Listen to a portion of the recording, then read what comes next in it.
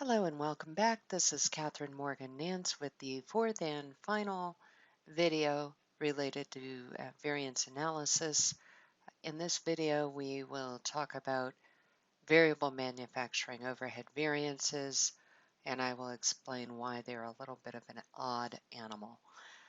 The company created standards for variable manufacturing overhead based on number of direct labor hours used. So the allocation base for applying variable manufacturing overhead to production is direct labor hours. Therefore, the quantity of labor hours related to variable manufacturing overhead for one bucket of this particular product that they make is the same as what we saw in the direct labor variance calculation. However, the rate per hour, $8 per direct labor hour, is not a labor rate. This is the variable portion of the predetermined overhead rate of the POHR. And again, as you may remember, the POHR is determined during the company's budgeting process at the beginning of the year.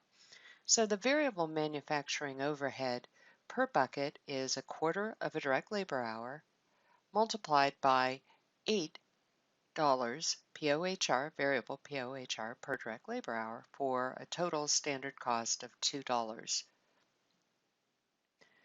Here's some additional information. During the period, the company produced 1,000 buckets of this particular pool cleaner, and we have some additional information about variable manufacturing overhead. The direct labor workforce worked a total of 220 hours. So this is our actual quantity related to variable manufacturing overhead because overheads are applied on the basis of direct labor hours worked. We will find out that the variance related to efficiency goes the same way as the direct labor variance. In addition, variable overhead spending was $1,870, and we don't care at this time about fixed manufacturing overhead.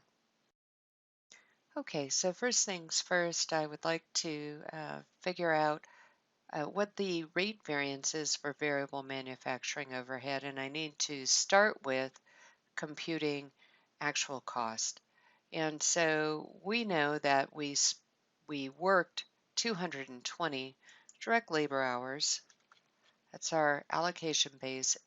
And we don't know what the overhead rate was, but we do know how much we spent in total. We spent $1,870 on overhead, divided by 220 direct labor hours in the allocation base. So our rate per actual hour was $8.50. So our total actual cost again was $18.70. Now this should send up a flag for you if our actual rate was $8.50 and our standard rate was $8. It looks like we're going to be unfavorable for the rate variance, and so we can just calculate what that will be.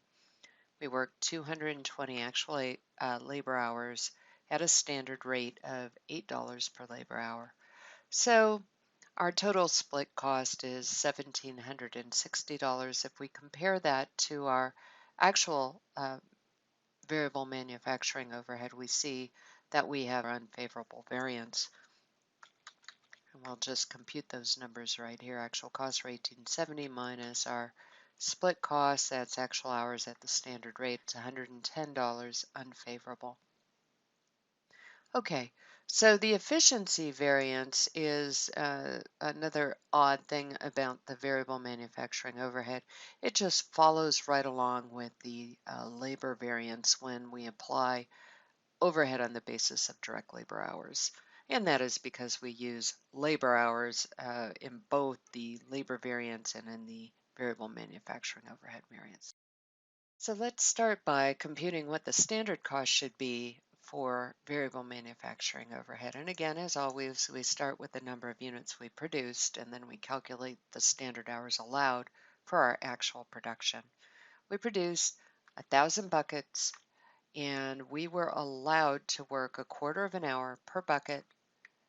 So the total standard hours allowed is 250 hours. We actually worked 220. So here again, we know that we are going to be favorable with respect to the efficiency variance. Our standard rate per hour, our variable POHR per hour is $8, and the standard cost allowed then is $2,000. That's $2 times 1,000 units produced, or $2,000. So let's calculate the efficiency variance.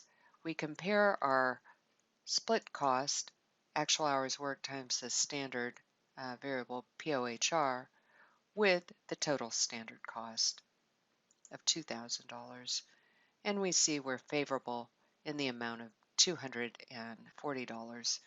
We can net these two variances if we'd like to come up with the total variance, and we could see that that would be a net amount of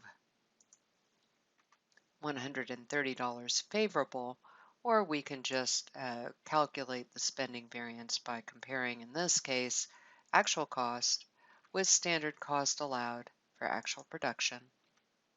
And again, we come up with the same variance, $130. Okay, so that's it for our video series. I hope that makes sense, and we will look forward to seeing you again soon. Bye for now.